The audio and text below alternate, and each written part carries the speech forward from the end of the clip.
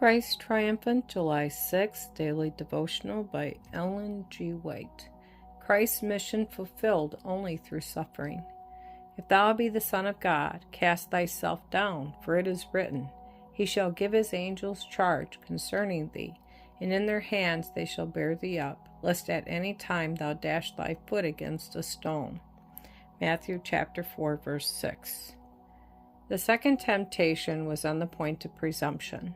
Satan now supposes that he has met Jesus on his own ground. The wily foe himself presents words that proceedeth from the mouth of God. He makes it evident that he is acquainted with the Scriptures, but when he quoted the promise, He shall give his angels charge over thee, he omitted the words to keep thee in all thy ways. Psalms chapter 91, verse 11.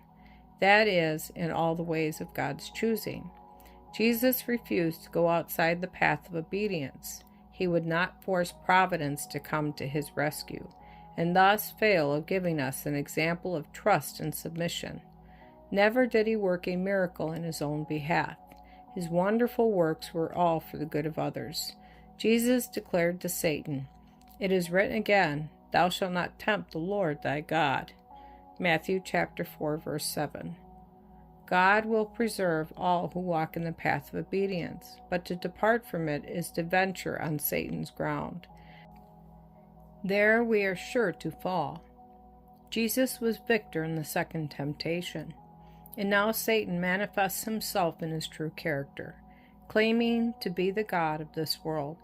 Placing Jesus upon a high mountain, Satan caused the kingdoms of the world in all their glory to pass in panoramic view before him. The eyes of Jesus, so lately greeted by gloom and desolation, now gazed upon a scene of unsurpassed loveliness and prosperity. Then the tempter's voice was heard. All this power will I give thee, and the glory of them, for that is delivered unto me, and to whomsoever I will give it.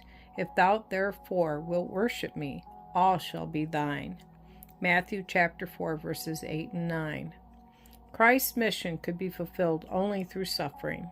Before him was a life of sorrow, hardship, and conflict, and an ignominious death. But now Christ might deliver himself from the dreadful future by acknowledging the supremacy of Satan. But to do this was to yield the victory in the great controversy.